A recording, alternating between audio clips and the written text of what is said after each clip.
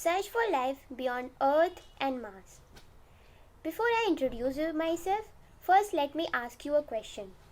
Why do we just why are we just focused on Mars and Earth for life?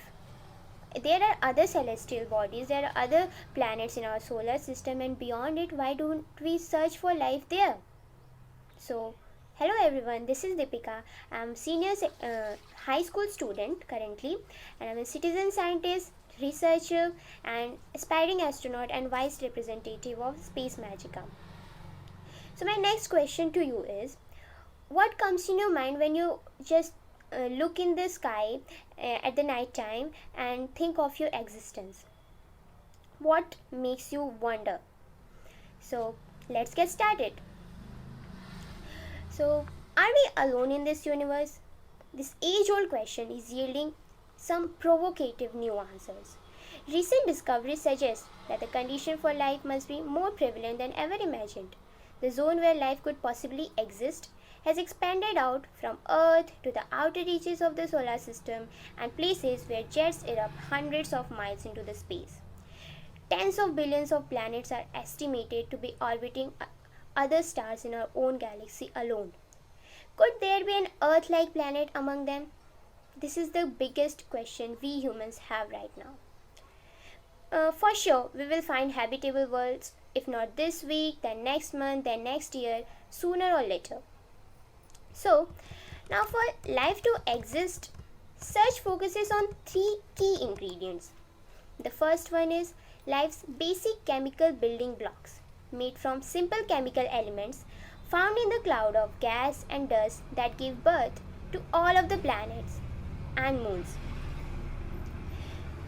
These chemicals were possibly delivered throughout the solar system billions of years ago by comets and asteroids. They are compounds called organic compounds, containing carbon, oxygen, hydrogen, and nitrogen. Next comes life needs liquid water. Not liquid water, liquid like water, that allows these compounds to mix and interact. And finally, an energy source like the sun to power the chemical reactions that make life possible. Scientists once believed that these three ingredients could only be found, if at all, on all planets that are just at the right distance from the sun. If it is too close, then it's too hot, and if it's too far, then it's too cold to live.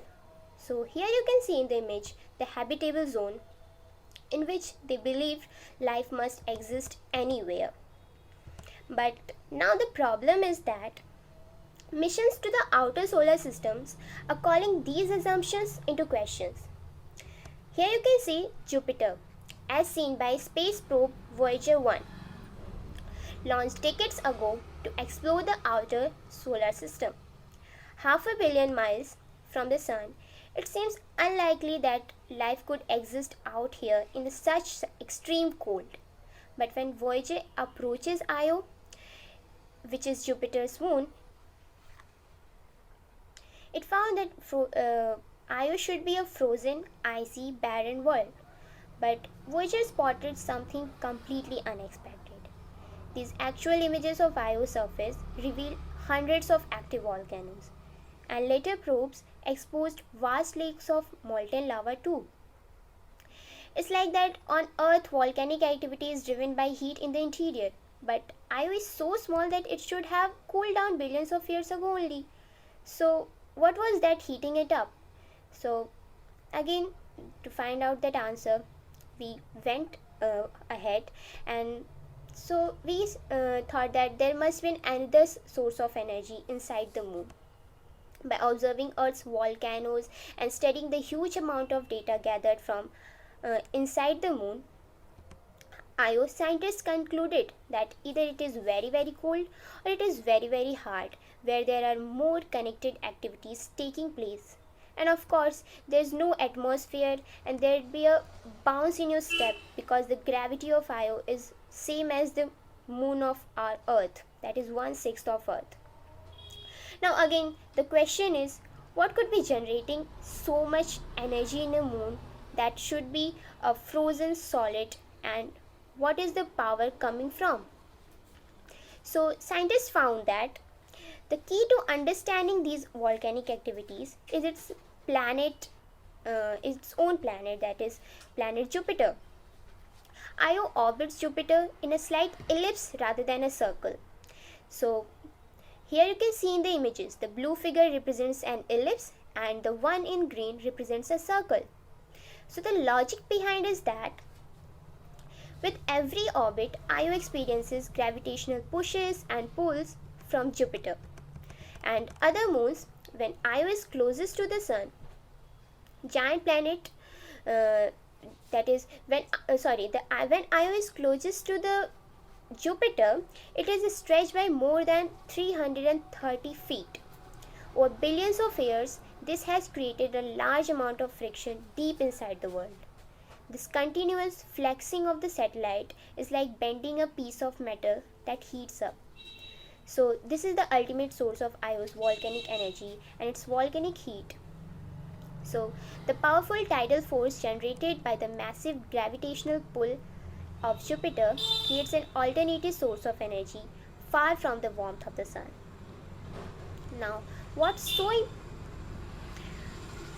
important about Io is that it removes our perception away from a habitable zone, which we saw in the last slides, that that a habitable zone should lie at the right distance from the Sun, because Io is not in that right distance. I hope you understand. So the chances of life existing on Io itself are less, I believe, but even though it has an energy source and could have right chemical building blocks which were possibly delivered by comets and asteroids billions of years ago. Because scientists have not yet detected the third key ingredient, that is liquid water, so we can't say that life exactly exists there, but yeah, we can hope for it. So coming up to the next moon, that is Europa, which is quite famous among all of us. NASA's unmanned space probe Galileo flew by Europa. It passed by Europa 12 times.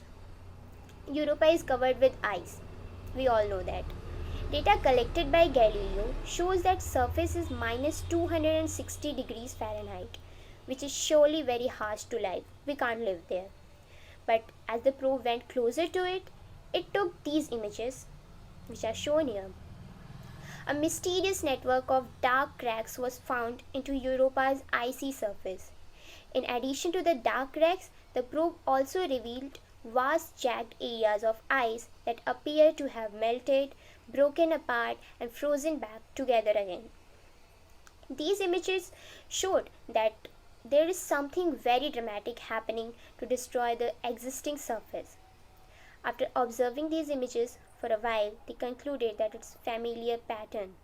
Like these cracks and rags things were seen on Earth earlier too. So scientists wondered that where they have seen that. So they found that sea ice found on Earth looks very similar. They said that it was very hard to get that pattern without having an ocean underneath the ice. So later on, the magnetic field data suggested that miles down Europa's icy surface, there is an ocean that could be 60 miles deep.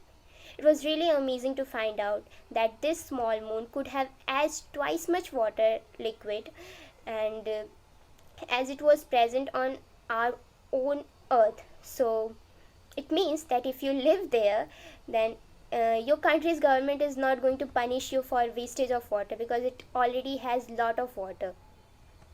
So coming up to the point, scientists try to find out that reason behind it, that why it has such conditions. What they saw, they said that something must be melting the moon from deep inside. And again, the key is Jupiter, the same gravitational force that flexed Io's rocky interior, turning it into an ocean which was concealed beneath miles of ice, and where even there is no energy from the sun. To find it out, that when there is no energy from sun, and though that the third key ingredients focuses on the an energy source, but when there is no energy source, then how could life possibly exist there? So, a scientist, that is a biologist, explored the oceans here on Earth that most resemble Europa's icy depths. He sent robots to search for life 12,000 feet beneath the Arctic ice sheets, where sunlight never reaches. And these conditions are just similar to Europa's conditions. So he just tried to search for that. He found that volcanic activities were pushing apart the sea floor. Scientists believe that something similar may be at work under the ocean on Europa. They believe it has rocky core, and that rocky core is under the title of forces and influences just as the rest of the planet does. So his robots discovered evidence of an extremely hostile environment. His team found new forms of life indirectly through microbes that covers miles of seafloor there. Now again, science is full of questions, and now it's very clear that basic elements that we need for life are on Europa, and the necessary chemical building blocks are also there, perhaps delivered by comets and asteroids, according to the theories that we study. Then there is nothing that we can think of, no component that's missing from an open ocean. That is, since all the three key components of life are found here, about which I told you in the very beginning of the presentation, it is nearly fully possible that life exists here. And that is really amazing news for us, because maybe we have found our second home. Again, science is full of problems and questions. So the next problem is that getting a probe safely to the surface of Europa to test these theories. And these theories is just one of the challenges in looking for life half a billion miles away. Like, we need to build something that can get through what is surely kilometers of ice, and that's hard to do on Earth. Like, we can't we have not built such a machine yet. So, and next we will have to have something that can swim too, because it has lot of water. So for that, just everyone was confused at how to do these things. Then this man, whom everybody knows, Elon Musk, he promised that his mission to Europa can safely land even humans on Europa. Isn't it so amazing? Like, everybody is just thinking of just landing a probe on that celestial body, and he is promising that he can land a human too. So the conclusion about Europa is that it isn't the only place this far out. In the solar system, maybe similar conditions exist on other moons orbiting other planets even further away from the sun. So coming up to the next slide, one mission launched to find out is probe Cassini. Now we have end up with Europa and we move up to Cassini. Cassini was heading for the ring planet Saturn, 1 billion miles from sun. Its mission was to explore Saturn and find out how its vast rings formed and investigate some of the more than 60 moons. Yeah, Saturn has more than 60 moons. So Cassini was outfitted with most sophisticated system of scientific instruments ever carried out in our solar system. It has cameras and spectrometers, as you can see in the image. 7 years after launch, Cassini finally entered into orbit around Saturn. These images reveal the rings in detail. As you can see, they stretch out across hundreds of thousands of miles, but in some places they are just 10 feet thick. So it's quite uneven to measure the rings of Saturn. So Cassini confirmed that these majestic rings are made of billions of shining particles of almost pure water and ice.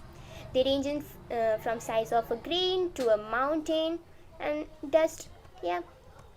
Then, after nearly 8 months of collecting data, Cassini reached to Saturn's closer moon, like one of the closer moons, and it was called Enceladus. So here you can see that. Yeah. These Cassini images reveal a shining white surface unlike any of other Saturn's moons. It is carved with ridges and cracks as shown in these images. Cassini photographs these strange large cracks. Scientists named these images by Cassini the tiger stripes because they look alike tiger stripes. They are 75 miles long and hundreds of feet deep. And yeah, so Enceladus was a major focus for Cassini mission because they found something interesting there. It was very clear that there had been something going on in Enceladus in the past. But again, the question is, as science is full of questions, that is there anything going on in the present? Like we all know that every celestial bodies faced some or the other thing in the past, but what makes them special is that is there something going on at present on them? So, moving on, later Cassini's thermal imaging sensors revealed something unexpected.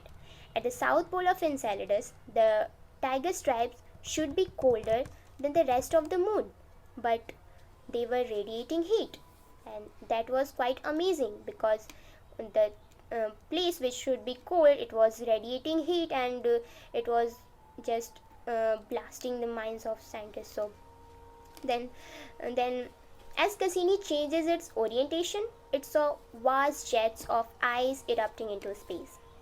The second image here shows it. These images reveal the jets are blasting hundreds of miles out from the tiger stripes, as you can see here. Now the next comes the energy source for life to exist there.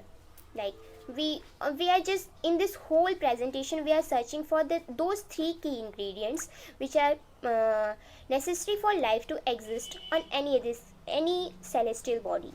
So was it possible that Enceladus also have an internal energy source like Io and Europa? Because we already saw it in two cases earlier. So scientists believe that when Enceladus orbits the massive Saturn, friction from gravitational forces causes it to heat up melting ice in the moon's interior, the same way as on Europa, which I told you just just now. So excited by this discovery, the team programmed Cassini to fly through the jets because those jets were the thing which could reveal many things about it. So after several fly-throughs, Cassini spectrometers detect in the jets some of the basic chemical buildings of life that was some of the basic chemical building blocks of life that was even more exciting to find, because not only do we think there's liquid water, there's a huge amount of excess heat and also organic materials. What does that mean? Yeah, exactly. It is totally possible that life exists there because we found all the three key ingredients for life there. So yeah, again you can say that we have possibly find our second home. But the problem is, since Cassini didn't detect any signatures of life itself, so there is no evidence yet that microscopic organism in these jets exist. But the exciting thing is that this discovery makes Enceladus a prime candidate for future missions, and we can look for life here by our future missions and just yeah. So what did we do till now? That we found that missions to extreme environments are showing that microbes can live in extreme conditions. Hence, we need to put more effort to search for life even at unexpected places. Yeah, it is. We need to put more effort because we saw that scientists believe that a habitable planet or celestial body should lie in a habitable zone, but it was proved wrong, and then we saw these things. So yeah, we need to enhance our thinking ability. So could environments on other worlds which we previously thought too harsh for life be worth a second look? It's a question, and the answer is yeah, definitely. We really need to push ourselves out there in the terms of thinking what the possibilities are, as I said. So, moving ahead, could environments on other worlds which we previously thought too harsh for life be worth a second look? Yeah, definitely. We really need to push ourselves in terms of thinking what the possibilities are. So, moving on. So, further scientists wanted to know if life could develop in new ways, perhaps using new chemical building blocks and new chemistry.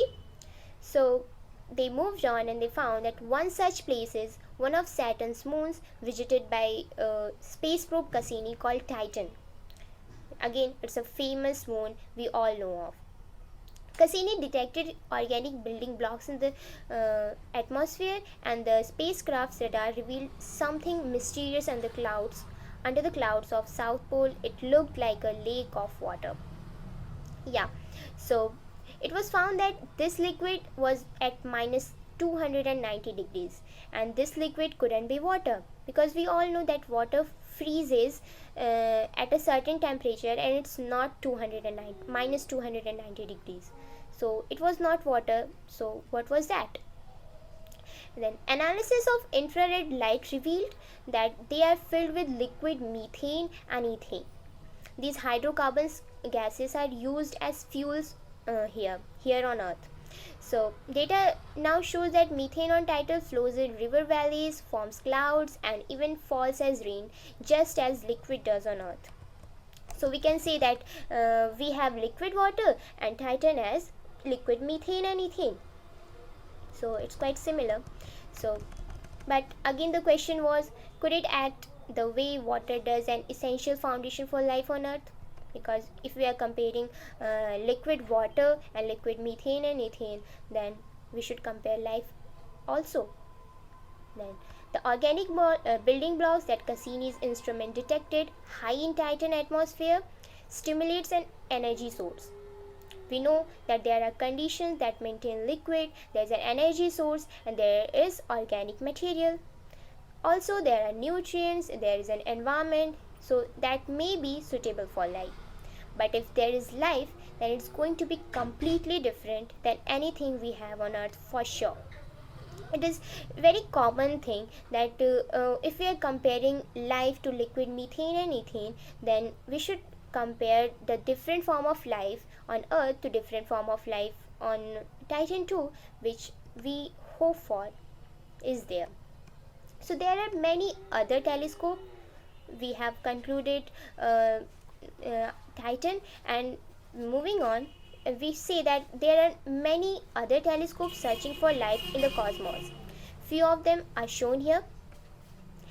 But before moving there, the main question is that even if we find a world just at the right distance and of right size with oceans of liquid water, could we detect life from trillions of miles away from here on Earth?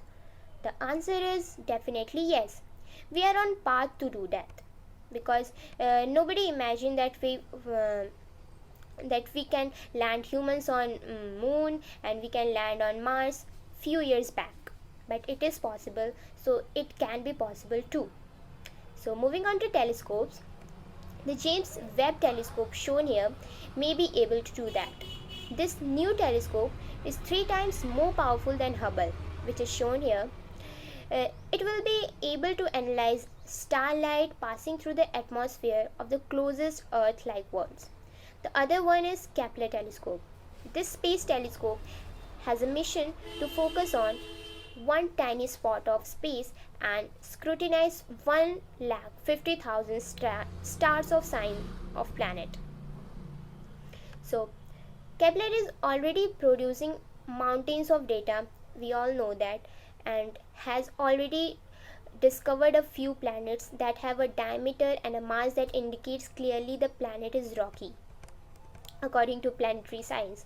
So moving on to conclusion, many believe that this is a turning point in history when we at last have the technology and the know how to find out if there is a life life beyond Earth and possible beyond Earth.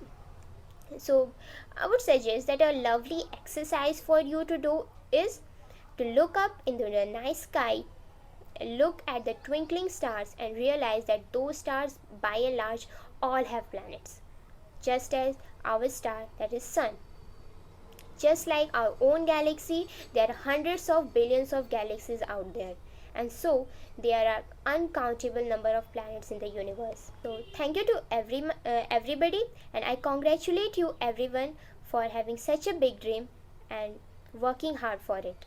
So lift off.